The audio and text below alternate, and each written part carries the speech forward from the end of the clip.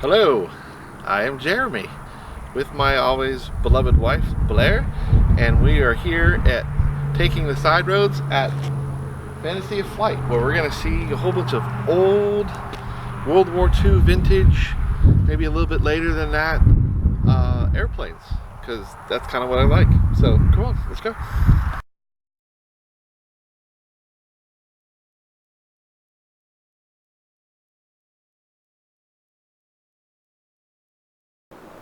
Apparently this is Kermit, the guy who owns the museum and is a private collector and is the one who brought all this to fruition.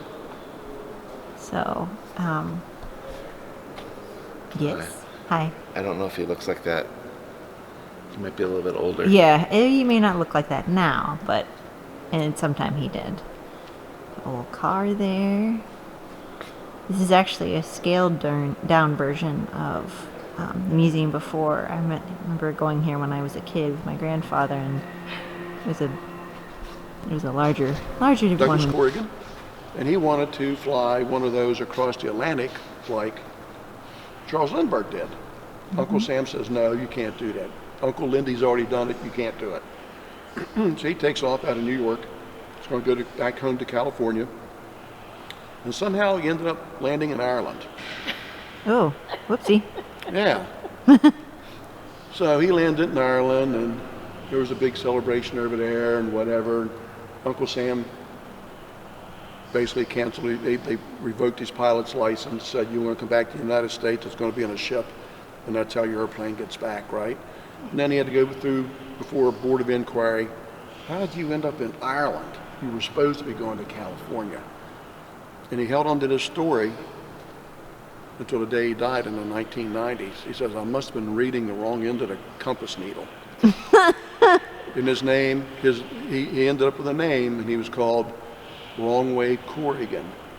And that was his nickname until he died. In World War II, he was one of the chief test pilots for Northrop Aviation, test flying the P-61 Black Widow night fighter. Wow.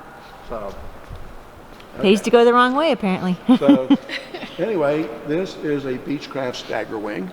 They call it a stagger wing because the upper wing is set back from the lower wing. And the reason they do that, they found it was more efficient, aerodynamic. And these planes, this was built in the 30s, and they were still manufacturing these. And this has retractable gear. If you notice, the bungee cords are missing. Yeah, no bungee cords, right? And these were basically your corporate aircraft of the day during the 30s. We were still in a depression. This aircraft was built for a corporation.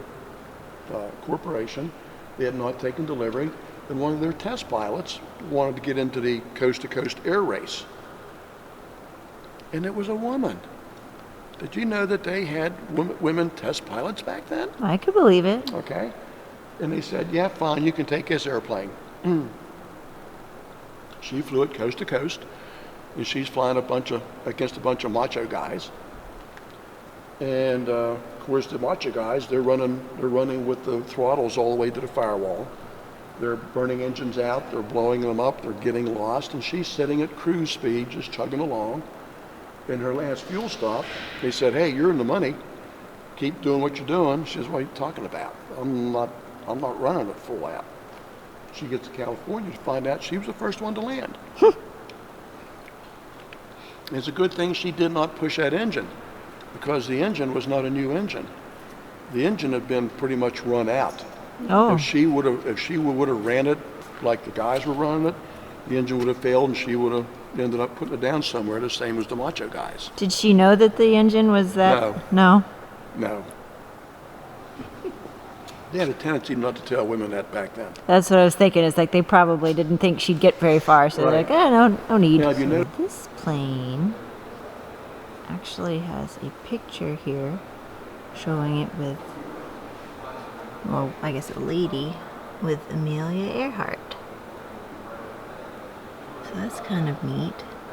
What's neat is they give a history of the plane, specifications, and then and comments by the owner, Kerman, about what he knew about the plane and why he appreciated it, and so it's kind of neat. You get to know the owner as well as the history of the plane.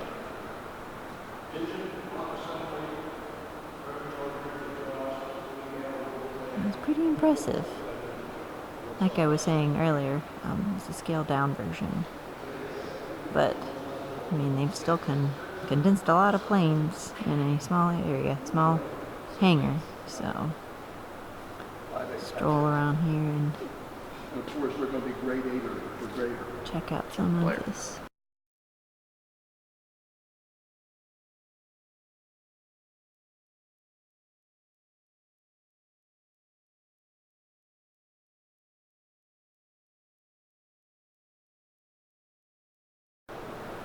It says climb aboard Gunman S2 Tracker. Okay, I'm gonna get in there. Oh boy. Ooh. Make sure I don't hit my head. Wow. That is a lot of dials. It's kind of neat. Kids can sit in here and think they're flying, or adults. Freaks. I'm flying. I'm flying. I'm definitely not tall enough, that's for sure. You can see some of the things up here too. Emergency exit. That's what I need.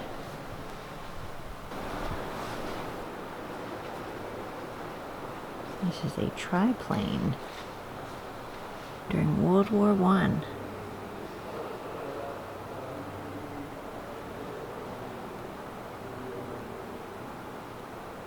Snoopy and the Red Baron. That's what I thought. It looked kind of like Snoopy and the Red Baron.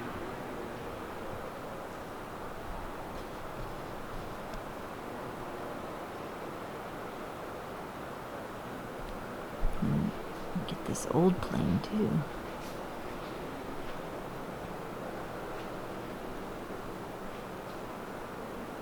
I think they were wanting to fly thousands of miles in the air in something like this that looks like it couldn't carry you, but it probably did. It looks like bicycle wheels.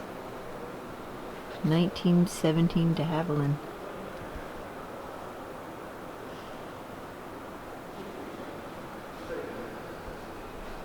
And then a bunch of engines. Kind of showed the difference of how they all grew.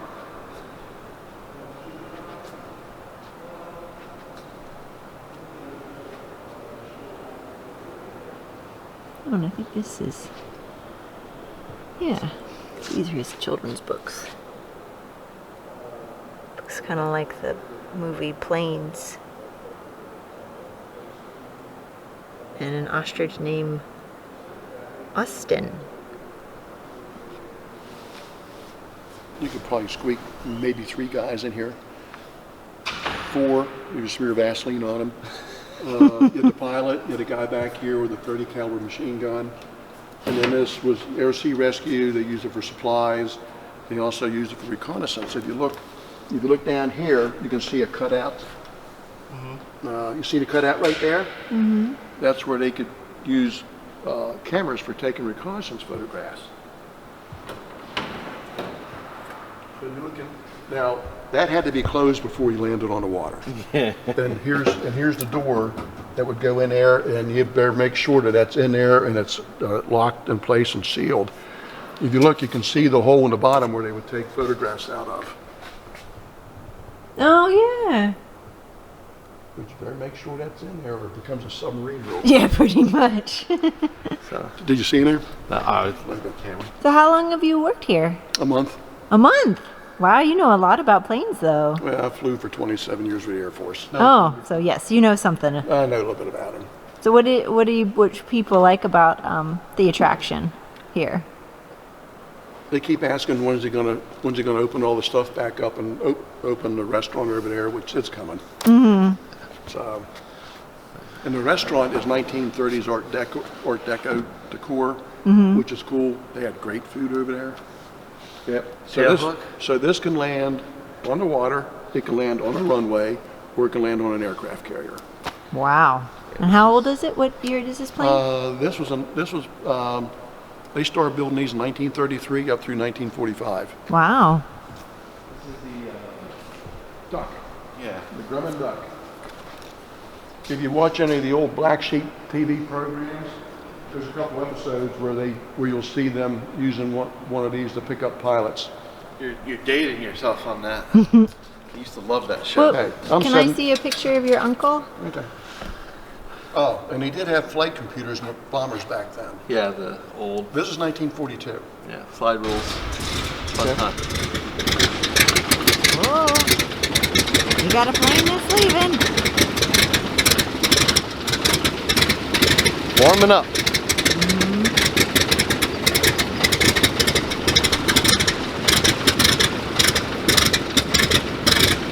So what plane is that, Jeremy? I don't know. What kind of plane expert are you? Not very good expert. I wish you were. No, I'm not. I know some of them, but back.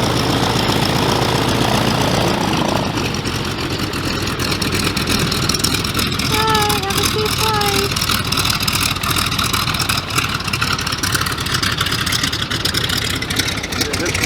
This winter, he's had a bad season because it's had a lot of rain. Yeah. What plane is that? That's a travel air.